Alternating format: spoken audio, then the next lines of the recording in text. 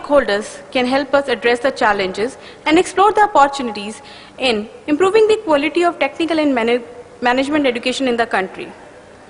The session is to be chaired by Sri Chandra Shekhar, Commissioner cum Secretary, Employment and Technical Education and Training Department, Government of Odisha. I would like to invite Sri Chandra Shekhar to kindly join us at the dais.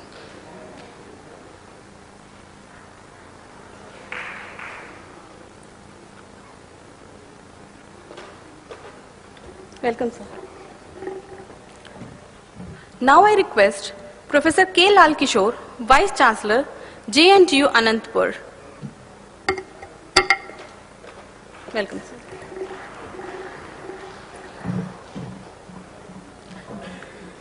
Now I request Mr. Anbu Thambi, Associate Vice President, ICT ACT Tamil Nadu. Now I request Dr. Veera Gupta, Associate Professor, National University of Educational Planning and Administration, NUPA. Welcome, ma'am. Dr. K. Sarkesi, Vice Chancellor, Hindustan University.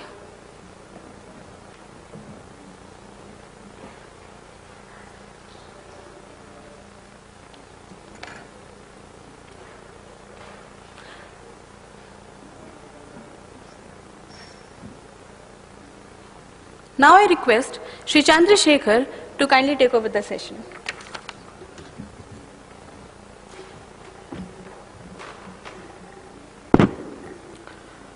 Esteemed panelists and ladies and gentlemen, so good evening. We are into the last session, and we'll be slightly discussing more on the technical aspect of higher and technical education. If you realize, the higher education has two peculiarities. Unlike which we were discussing in the last session, the school and other education. Number one, the whole system of higher education stands on the edifice of the school education. So if they basically feed into the higher and technical education. So if the quality, we cannot suddenly talk quality at this level.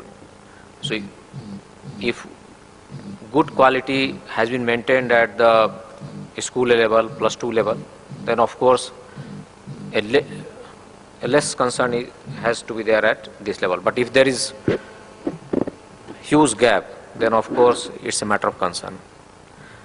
That is one. And number two, this education system, the technical education, higher education, that prepares a person for a job and career. So it's a part of, it's like a terminal education. Unlike in higher school education, the main job is to educate a person and promote from one grade to another grade. But that luxury is not here. Here in 3 year, 4 year, 5 year or 6 year, they have to educate in such a manner that he is employable and he can earn his livelihood. These two are very major challenges, and one more major challenge which this higher education has to meet is to create teachers for the future. Not only teachers for the higher education, but also teachers for the school education. So these peculiarities, you can imagine the challenges this system is facing. So I think we have very esteemed panelists to enlighten us on these aspects and whatever further in their wisdom. So I will not be talking much. I have just flagged the issues, and I will now request our panelists to share their experience, share their wisdom, and share their thoughts, and then we will invite advices, suggestions from you and try to find some resolution before we wind up the session. Thank you.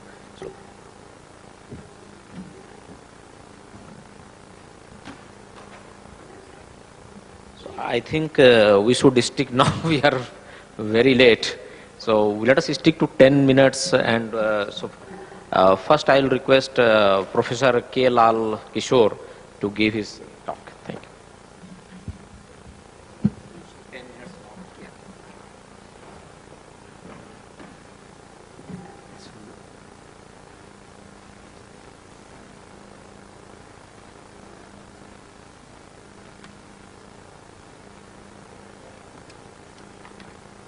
Good evening, everybody. Distinguished panelists, chairman, and audience. I should congratulate the audience. They have come to higher education level. Earlier, we were in primary education and school education. So now we have come to the higher education. So I thank the audience for their patience. I hope the numbers will not further deplete. Now, we are, with respect to the fostering excellence in higher education, I speak particularly about technical education. I confine myself to that particular value.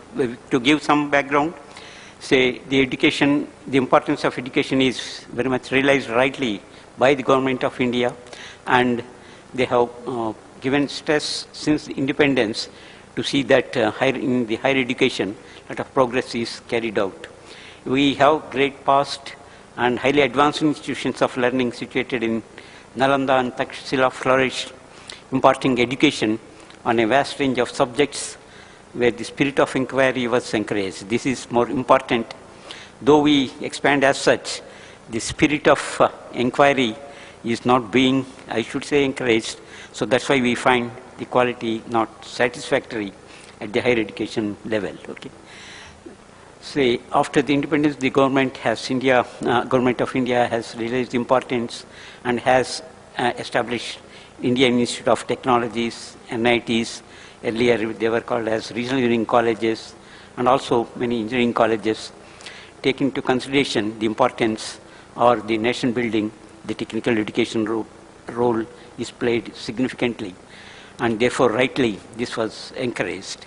So, but then to contribute significantly to national development through dissemination of specialized knowledge and skills. That was the motive. To see the overall picture of educational structure in India.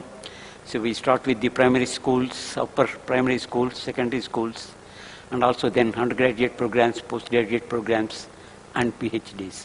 So the percentage, if you see, with respect to the enrollment or the number of PhDs coming out, the numbers are dismal compared to our population, and a lot more is to be done in that particular respect.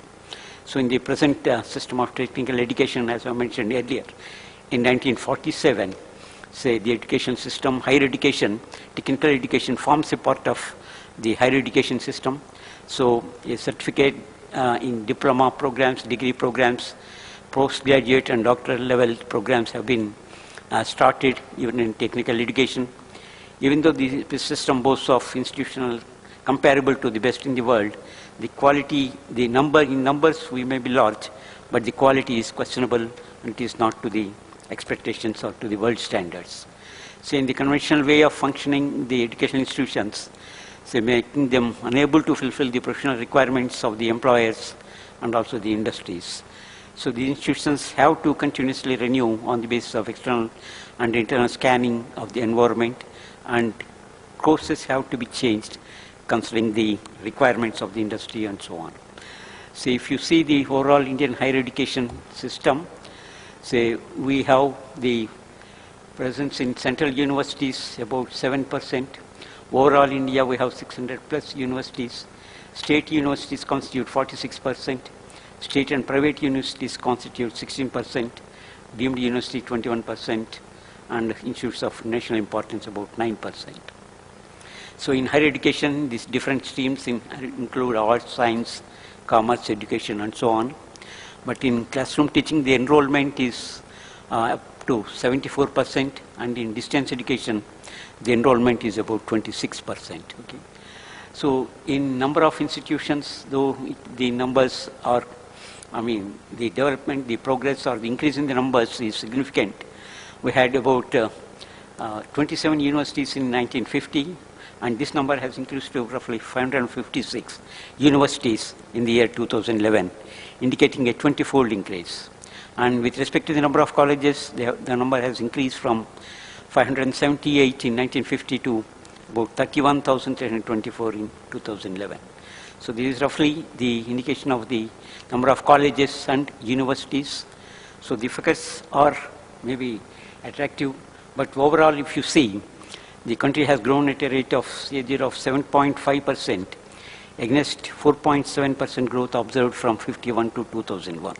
So therefore after 2001, there has been significant progress with respect to the enrollment or the increase in the number of colleges and so on. So more than 5,000 colleges have been added in the last 1 year alone. Okay. Similarly, India has the largest higher education system in the world with respect to the number of institutions. When you compare with USA, China, so we have about 31,324.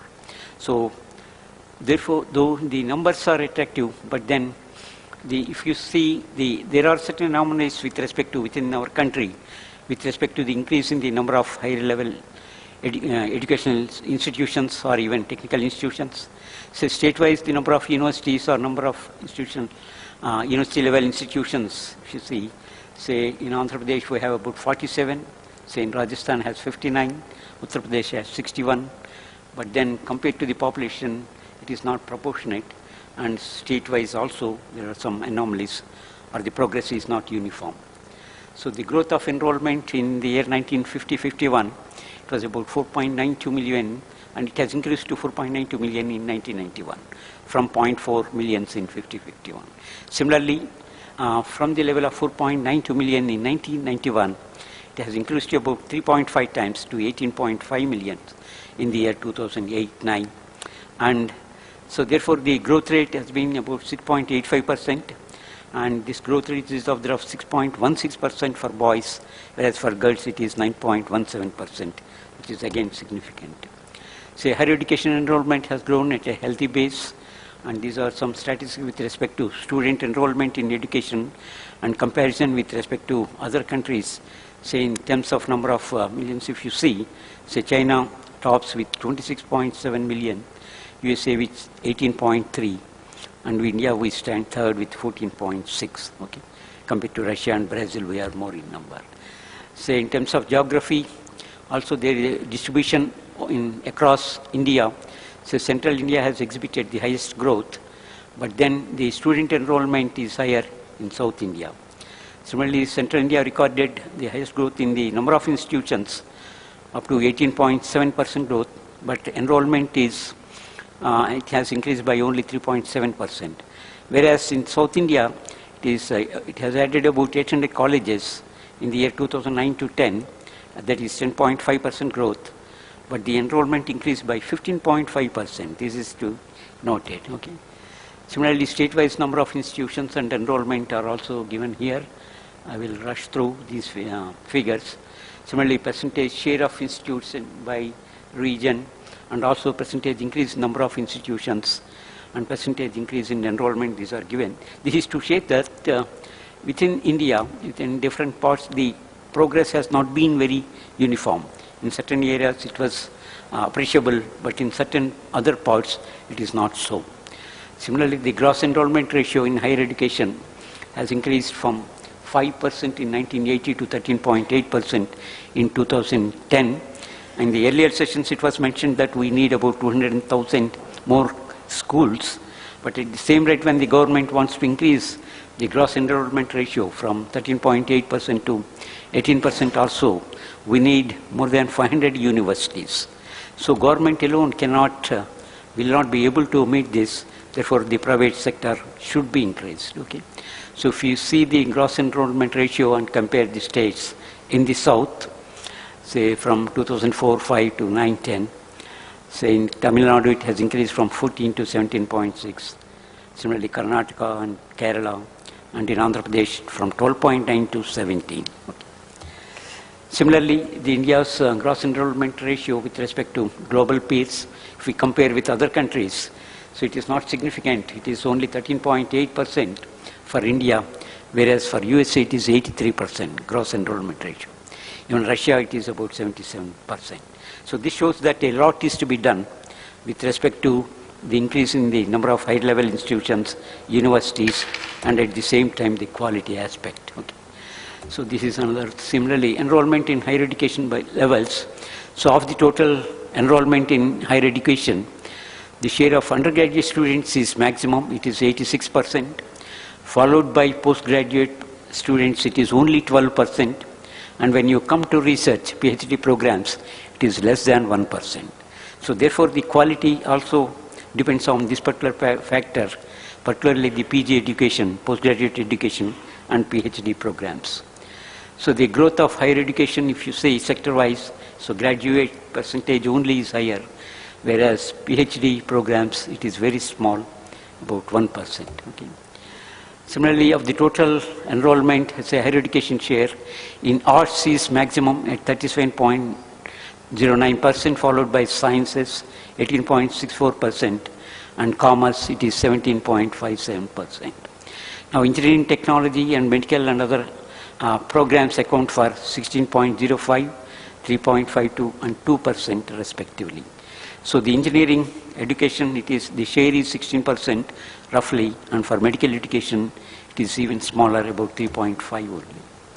So faculty-wise student enrollment, if you see agriculture, veterinary sciences, law, these distributions are given, and also the percentages. So commerce and management, it is chunk 17.5%, and in arts it is 37%. Okay. And growth of higher education, faculty-wise, and also student enrollment, if you see boys and girls, so the comparison is here. So in arts we find more or less equality for boys and girls, whereas there is disparity in engineering and technical education, particularly the disparity is higher, whereas for arts, science, and commerce, the boys and girls are more or less comparable situation. Okay. And in education, the girls are more in number, but they mainly in technical education it is not so, their number is not very much significant. In medicine, if you see, whereas boys and girls almost same. Okay. So the number of institutions in the, with respect to the year 2010-11, universities 523, and AICTE technical institutions 11,809. Similarly, enrollment in universities in engineering is given here. And then, so these are some figures with respect to wherein we to show that the numbers have increased, but the question is with respect to the quality.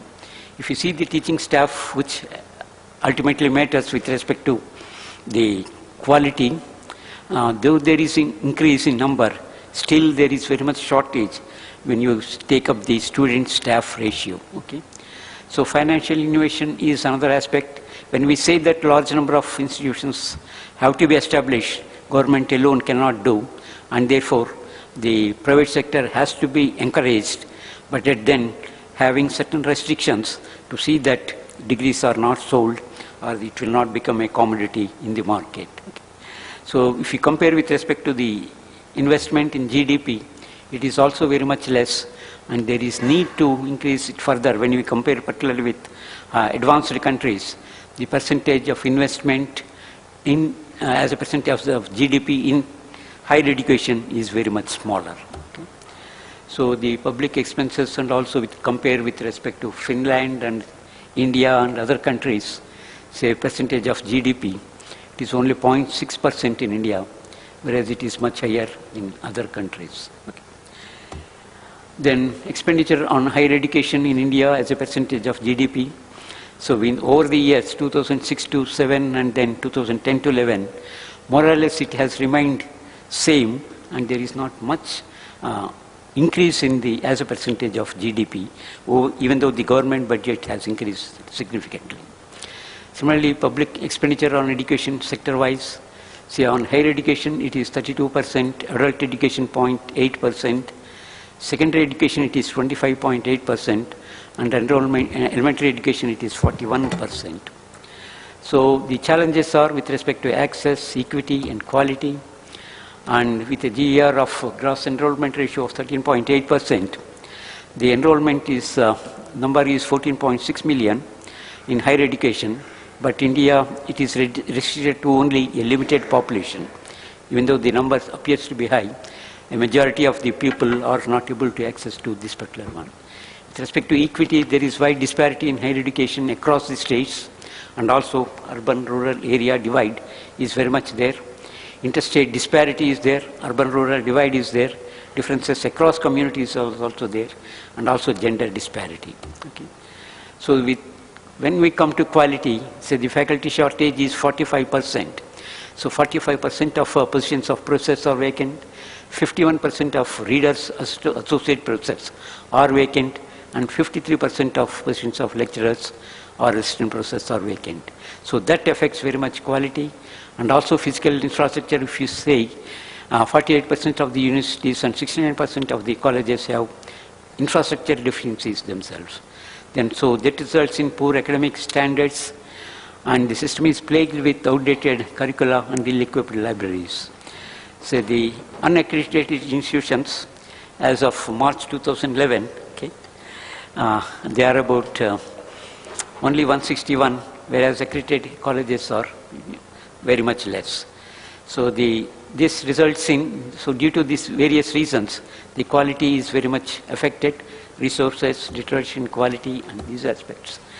And in the R&D expenditure, which itself is low by international standards, higher education segment, we have seen that it is only 1% as such. Okay? So these are some of the issues for affecting the quality. So the recommendations are with respect to potential quality, potential faculty are to be attracted, and the existing institutions with active research programs should be supported by the government, and improving employment incentives is one particular aspect, and also propagating faculty members' capabilities through workshops, specialized courses. So to ensure quality, we need the industry change, for the changing industry needs, university curricula is to be changed, and information, ICT, information communication, betterment of quality in higher teaching educations, and this should be encouraged by the government at level. So another major aspect is merit is not being given due respect in academics, which is plaguing the higher level institutions and the universities, particularly controlled by the government. And many universities are local in character, even though we call them as university, they are not universal in character. So in most of the foreign universities, the talent faculty are attracted irrespective of the nationality, leave alone caste, creed, region, or religion, whereas in India only that matters rather than the other aspect. And percentage of GDP is low. Faculty recruitment is mostly confined to local areas and not universal or leave alone the all over Indian structure. So the student intake is also matters when we increase the number of institutions. So the stones cannot be converted into diamonds, okay? And the wrong policies and least preference to quality is plaguing the higher education. So non-academic considerations are weighing more, so no interaction with the industries, and industry participation is minimal. Though industry says that only very few percentage are employable, their contribution to help the higher education or training the teachers is minimal. So research is more academic than practical oriented. Laboratory classes are not implemented in true spirit. Teacher training exposure to industry are practically nil. Student approaching industry are not very much encouraged to do projects or so, though we say that the requirement gap is to be filled. So these are some remedies. Academic excellence is to be encouraged, political influence to be avoided, industry participation, teacher training in industries. I think we can take up this thing in question and session. So these are, okay. So that is the end of my talk. Okay. Thank you for your patience. So I think this is an excellent overview on the expansion of higher education and some thoughts on how we can face up the quality issues. Now I'll call upon Dr. Veera Gupta, Associate Professor, NUIPA, to please present her views on that. I'll request Madam to let us limit 10 minutes. I'll be very brief. Thank you, respected Chairperson and dignitaries on dais. I would like to share a few views about management of education, and taking it from the previous session where many questions were there about management of education in our educational institutions. I begin from the top, how education is being managed in our country. As you know, the genesis is in our federal system, where few subjects are given to state and few subjects are for the center. As a result, when the question came for setting up National Council for Higher Education, NCHER, few ministries or few subjects could not be taken up, like agriculture, medical or bar council, and they were again out of the gamut of NCHER. As a result, the entire holistic perspective of education management really cannot be taken up, because we have in any case divided the subjects and they are not in the jurisdiction of center, or they cannot be taken up.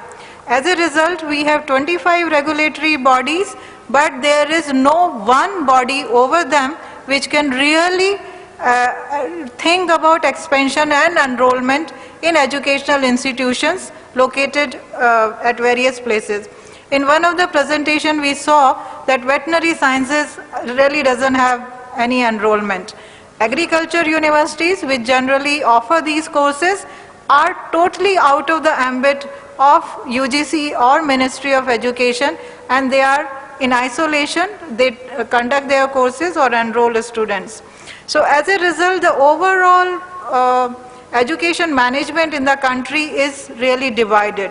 There was somebody who said we really don't have any institution which really looks after educational managers or educational policy planners. We do have one institution in the country, that is National University of Educational Planning and Administration. It was started as a UNESCO regional center in the country, which was for educational planning and administration as a regional center of UNESCO. Later on in 1965, it was renamed as Asian Institute of Educational Planning and Administration, and the mandate of this institution was to train educational managers and planners for the Asian region. Again in 1970, it was renamed as a Staff Development Institute, where the mandate was to develop educational planners and administrators and give them orientation training, or you can say entry-level training, when they enter into educational services. Later on, it was converted as a national institute, and today it is known as National University. From the institute, it was renamed as a university so that it can be an award-giving institution, and people who get training can get their degrees and diplomas recognized. It is an institute located in Delhi, and it has a faculty of 45. In the round, and the main mandate of this institute is to give advisory function to ministry, to give input in policy planning, to research educational issues, and to act as a secretariat for highest level policy making body, that is CABE, which does not have its own office. As I said, the basic mandate of this institution is to prepare educational manager. We conduct two long-term diplomas, which is one is called Diploma for Educational Planning, which is national, in which the strength is 30 participants who are state level educational functionaries or district level or block level. Then we have one IDPA. As I said, the genesis is UNESCO. So we conduct again one 6 months diploma for international participants who come and take training in educational planning and administration. So far, nearly 80 countries have been participated in IDPA. But since the number intake is very less, it's not really making so much of impact in the country as educational planners and managers. But we do conduct short-term training programs also for VCs, vice chancellors, finance officers, registrars from the university sector, and school principals for the school sector, and district level education officers and block level education officers, which varies from 1 day to 15 days program, in service training program. This year calendar has 102 training programs which are for the educational functionaries. Recently we have started a National Center for Leadership, which is meant to give training to school principals of government sector, and especially the schools located in rural areas. So this training is basically in-service training, but certainly not mandatory. As one of the participants said, after 10 years of PGT experience, they can become a principal after clearing an interview, but certainly a training in management is required. What is management? All of us know management is basically the maximum utilization of resources. A lady may feed 4 or 5 members of her family in half an hour, or an air hostess can feed 300 passengers in half an hour. So the maximum management of resources and satisfying their needs is basically a management. Today we are facing a lot of problems in educational sector of management. The recent example of midday meal where children have died in Bihar is a real example of mismanagement, where we really don't have, whether be it a scheme or a college or institutional, whom we can say they are the professionally trained managers. They simply manage because they are there. They are not trained into inventory management, supervision, or resource management or financial management. In all the 4 respects, the Bihar midday meal fiasco has demonstrated. 435 crores were returned, there was no financial management, there was no inventory control, how the food grains or food items are kept, and there was no supervision of cooking and serving.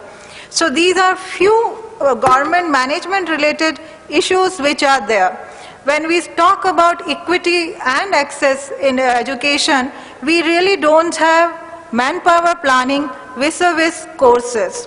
We do have an institute of manpower planning in the country, but it does not have a link with the courses and intake. There are institutions which are grooming in one area of the country, and there are few areas which don't have educational institution. We don't have professional manager or planner for mapping of the institutions or for enrollment of the institution. So these are the few areas which we know are really not being managed. Entire educational functionaries are common laymen, be it a highest level of regulatory body or institution management. We have teacher training, but we don't have education manager training for the institution, for the schemes, for the programs, or for policy making. Professional policy making is a science which says that we should have evidences when we are making a policy. When we got Knowledge Commission report, there were lot many articles immediately.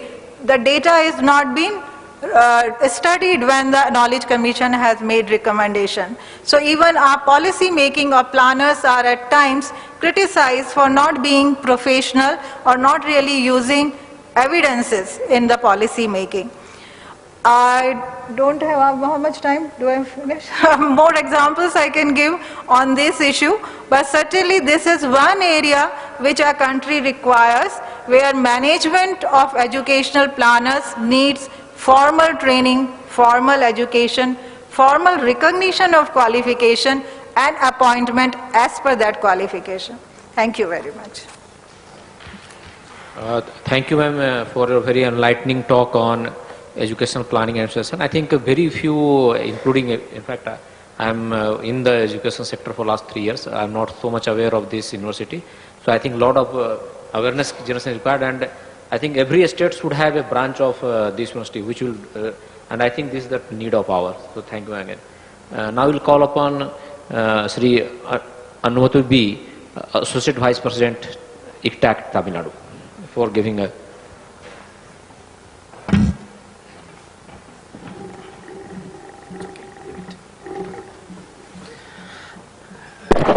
Good evening, ladies and gentlemen. I think we are in the last session. Better, I thought, let me not use the PPT what I have prepared whole night yesterday, assuming I'll have a long session. But still, I'm sure I can recollect certain points there.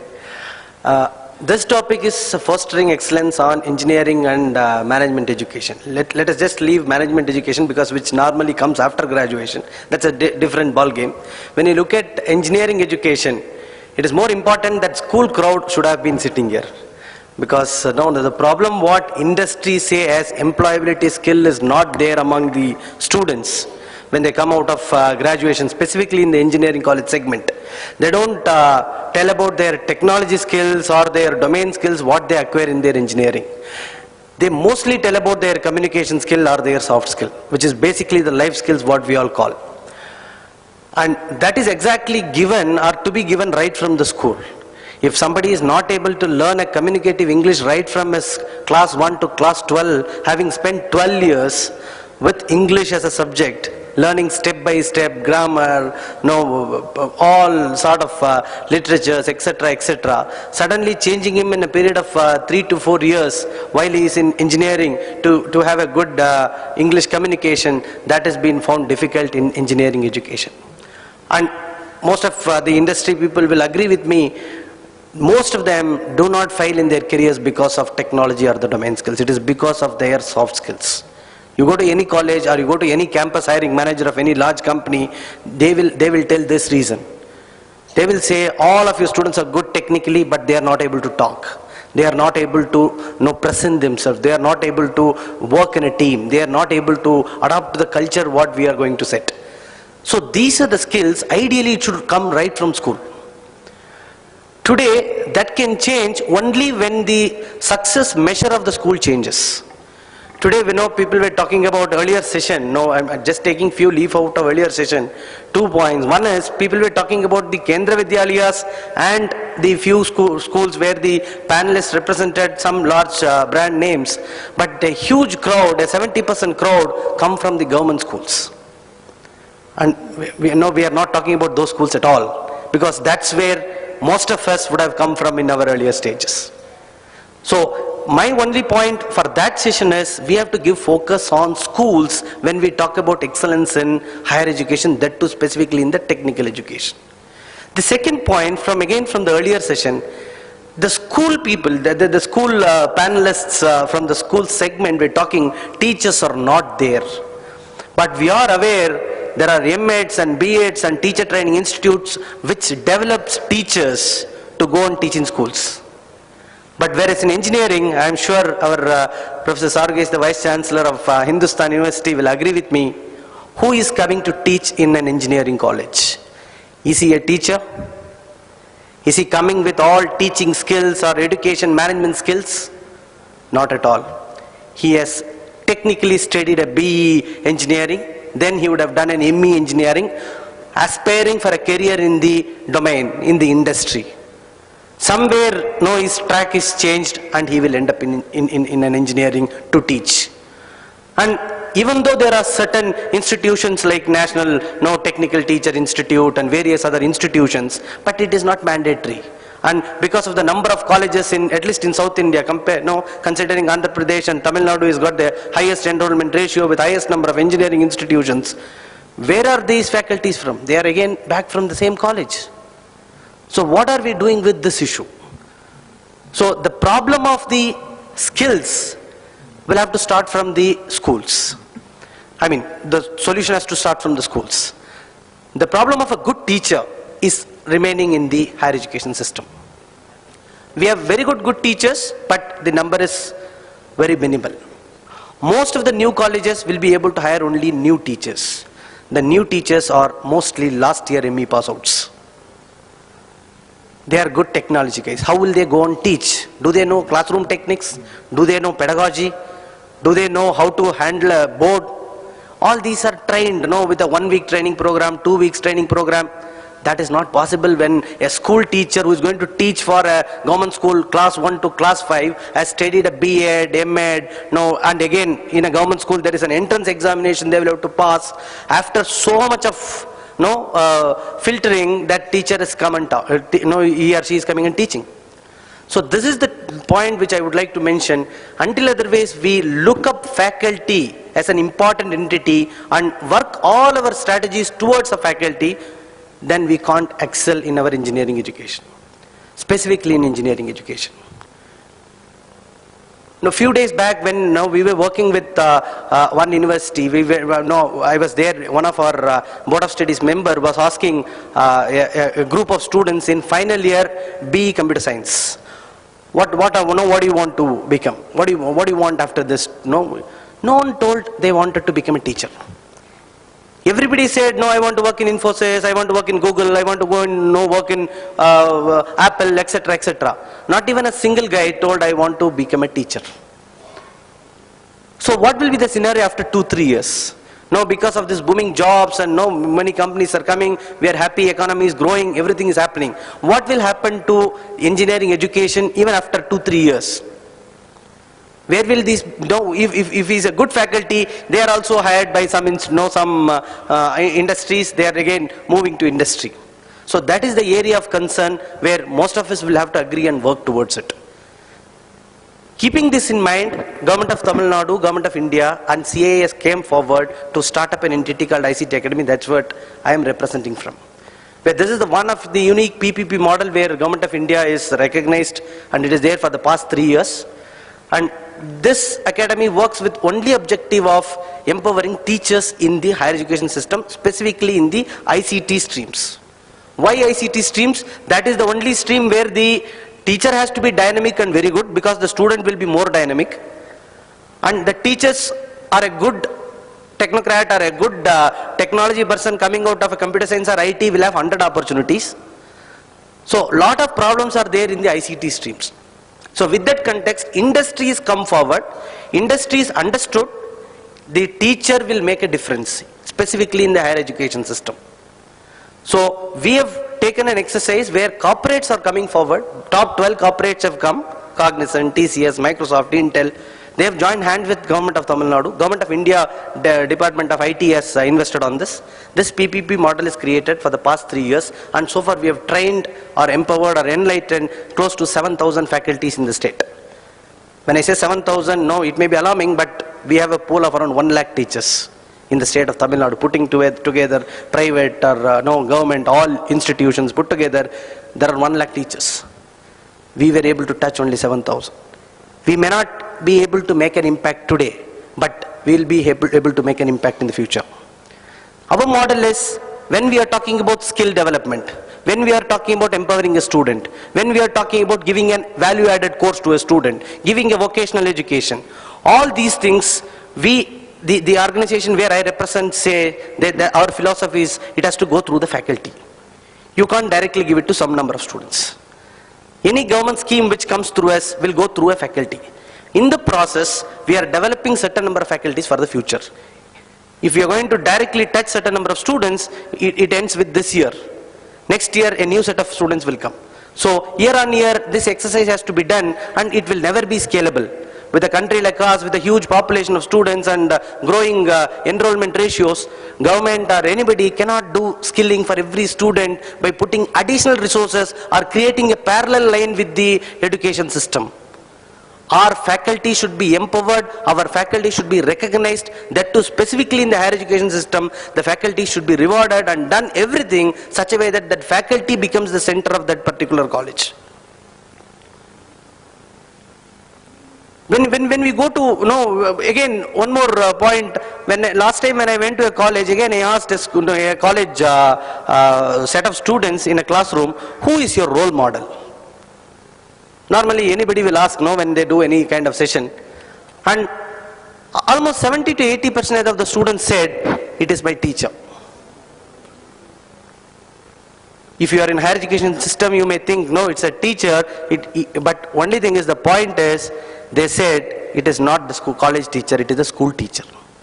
The school teacher is still remembered as one of their role model because they have made an impact over the students. Even though they have completed this 4 year of engineering education, they still remember a school teacher as a role model.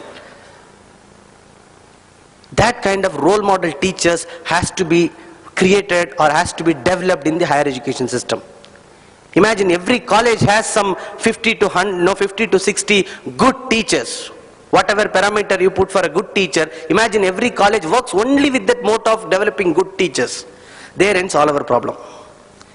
Without this, whatever we do, whatever we talk, infrastructure, building, etc., etc., nothing is going to change because the student life will depend upon his faculty whom he is going to be there around for that 4 years. And faculty will only make the difference of creating excellence, specifically in the engineering education where we have a big problem today on this skill gap between industry and academia. So with these thoughts, thank you very much for the chairperson and the chair members for this. Thank you. Thank you, Mr. Anbhutambi. I think it's very excellent thought-provoking discussion and views on that faculty empowerment and faculty enrichment. And everybody should agree that this is the kingpin around which the whole the quality discussion has to take place. Thank you. Now we'll call upon Dr. Sarvagasi, the Vice Chancellor, Hindustan University, to please present her views. Very good morning, I have to say, because it may be tomorrow morning by the time I finish. No, I'm not going to take much time. We have heard again and again the same thing. I also have to share the same thing. Morning there was a question, who is a teacher, who is a good teacher? I think there is much more beyond to that. Particularly in technical education, a teacher, if he is a teacher, is not sufficient. If he is a good teacher, it's not sufficient. If he is an excellent teacher, even that is not sufficient. He has to be an inspiring teacher, because only 25% of the technical content is given in the classrooms. The rest of the 75, the student has to get on his own, for which we need to inspire the students. So we need to give a different type of training to the teachers to make them inspiring. Most of you might have any school teacher here? No. You might have heard about Ron Clark? No. Ron Clark was a good example for an inspiring teacher. I would like you to go through the Google up, go through, find out. Today, the faculty development programs, as Mr. Anbhutambi was saying, is really needed in all the fields, not just in ICT. And the conceptual understanding need to be given.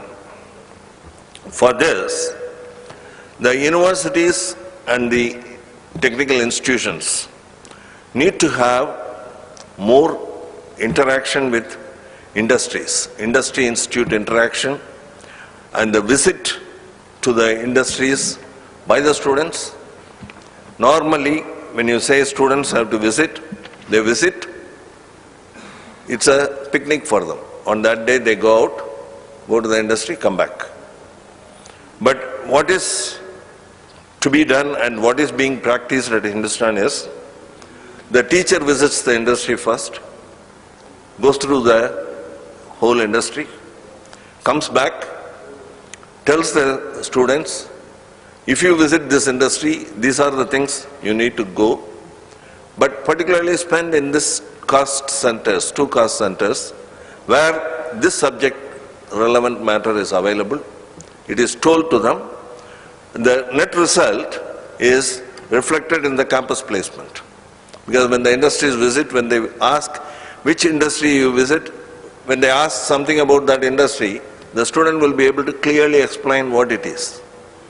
Communication skills, he was discussing, but I find that communication skills is not a major problem for some of the institutions like ours.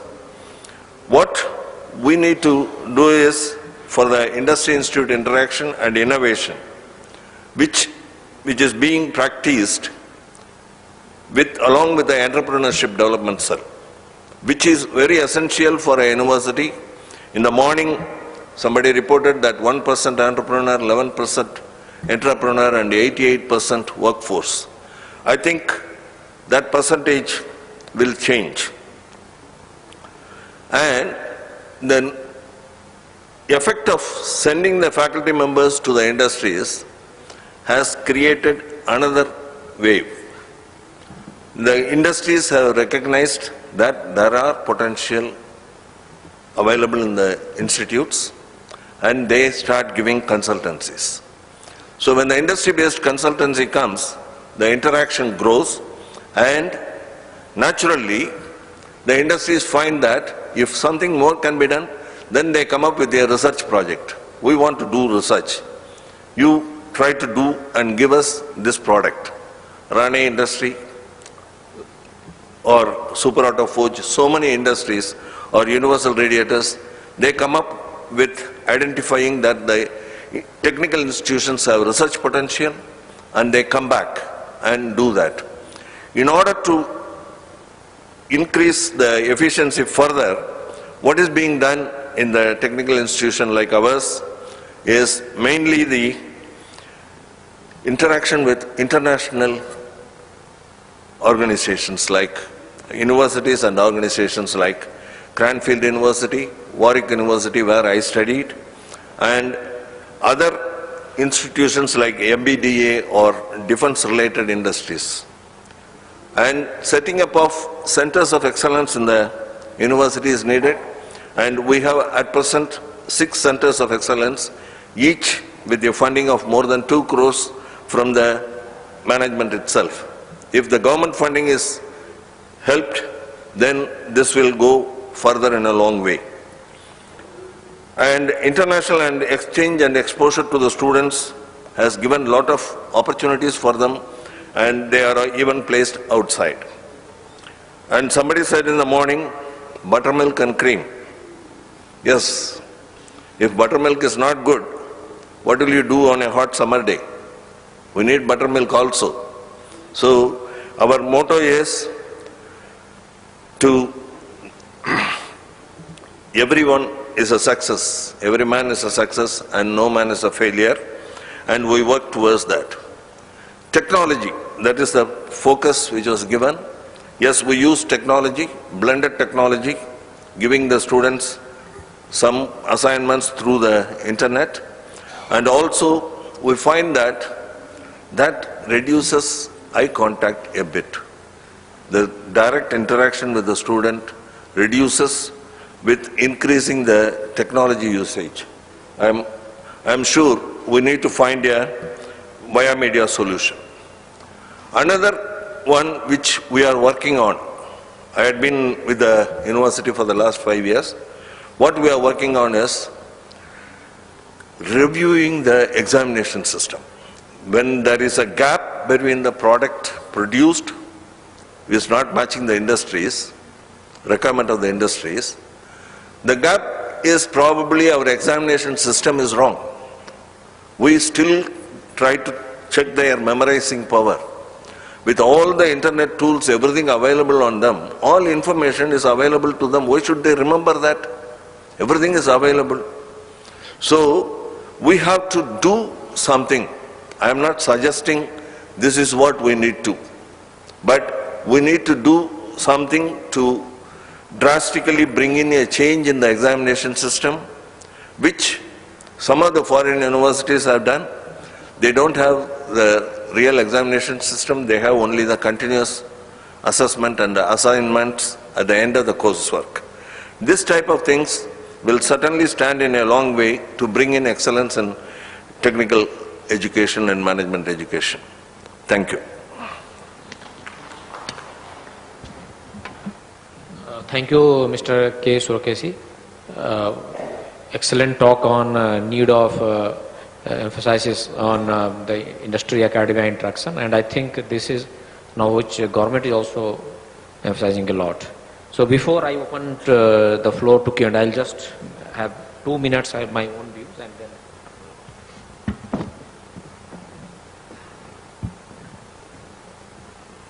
Actually, I have nothing more to add. Just I will give 2-3 glimmer of hope to you. There has been now, there is survey, All India Survey of Higher Education. Now Government of India is engaging in last, so this survey is out for 2011-12, and it is, the survey is on for next year also. So there is one comparison came out, and that is a good sign, I think, for quality aspect. 5-6 years before, in the engineering education, the 66% teachers were B, only qualified B.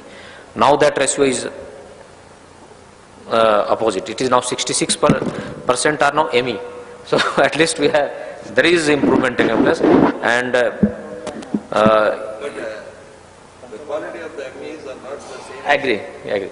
So And I must compliment the fact stated by our esteemed panelists that the whole quality talk has to revolve around the faculty development and faculty enrichment, and that can only you do like in everything like school education and this we are hearing nobody wants to be a teacher.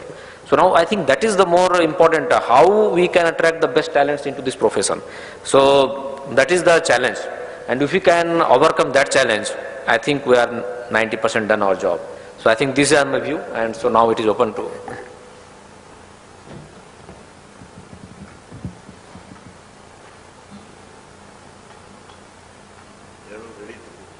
Oh, if any questions, our panelists will are ready to answer.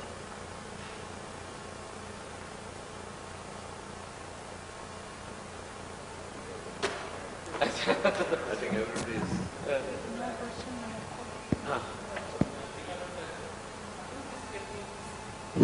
Can you tell me about the DEPA course? We were talking about the DEPA. Yeah. Is it face-to-face mode or the online course? It's face-to-face. Face-to-face. They have to come and stay in our guest house, and all the expenses are paid by ministry or by the university. It's a paid So entirely. is there any other institutions like your institutions in Sorry? India? Is there any other institutions like NUPA? No, not at present. We are the only one in educational management in a way. Yes. Thank you, ma'am. I just want to share, there is a lot discussion about teacher quality, and of course that buttermilk talk and the recruitment of faculty. It's just my personal opinion, working for so long in the education sector. I feel most of the problem emanates from the policy, and basic problem of teacher quality is in our recruitment policy.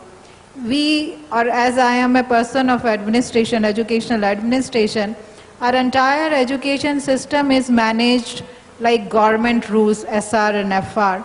And their service condition and their recruitments are also governed by that, which we have to think differently. Why in teaching profession we need to recruit a young person? We can always make teacher recruitment and retirement different than other services. We can recruit people after they have served 20 years, 30 years in any other sector.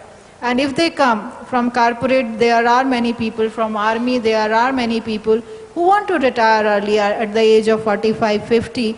And if they come back to teaching profession, they bring the knowledge, they bring the experience, and they are also integrated where all those problems which are there in education institutions may not be there.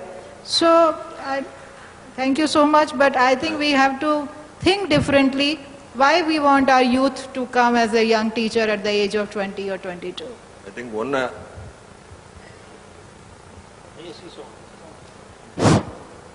another point which I would like to share is to improve the quality. In every, Mahatma Gandhi said customer first, but today's management principle, I think employee first. If the teachers' interests are taken care properly by the institutions, they will do what is needed. It is real, this one, if you give the freedom and the liberty, then you can extract more work from the teachers. And it is found that it is better. I will not say you just leave them on their own, let them come and teach and go. No. You give them the freedom, respect them, it will automatically come. May I share a thought? I do not know it's a question. Since morning, one thing that struck to me is that PPP participation, public-private participation. They were comparing with PPP in various sectors along with education sector.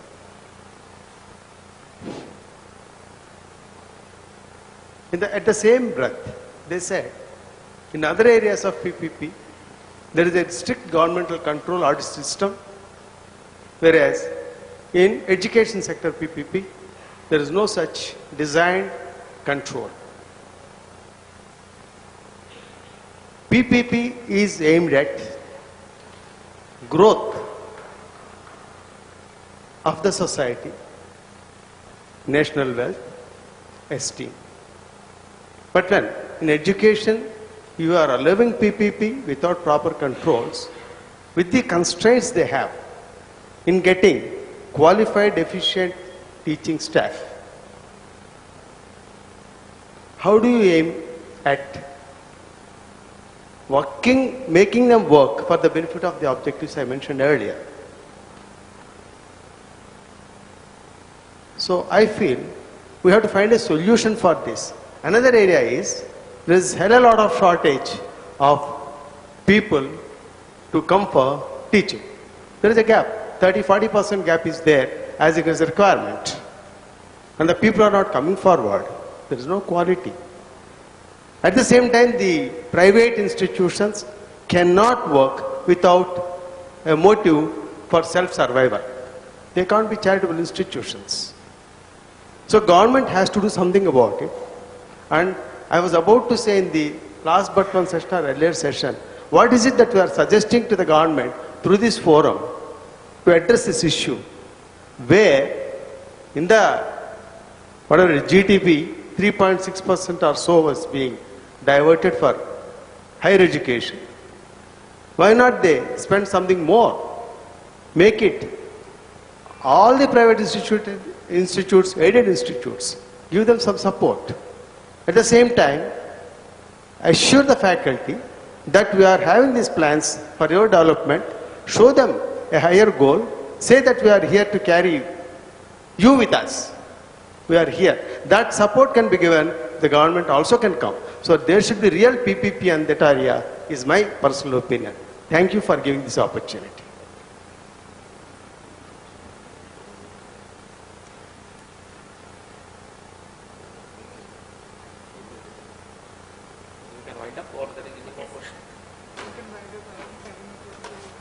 We've already started with the awards ceremony as well. Thank you so much for everybody's participation in this session. I would now request the chair to please give away the speaker mementos. Thanks. To Professor K. Lal Kishore, Vice Chancellor, JNTUA, Anandpur. To Dr. Veera Gupta, Associate Professor, NUPA. To Anubant B. Associate Vice Chairman, ICT, ACT, Tamil Nadu. To Dr. K. Sarukasi, VC, Hindustan University. And I would request Dr. Veera Gupta to give away the speaker memento to Shri Chandrasekhar, Commissioner and Secretary, Employment and Technical Education Training Department, Government of Odisha. Thank you so much, sir, for having chaired the session. We are now having the awards ceremony in hall number 1 and 2. You can please join us for the same.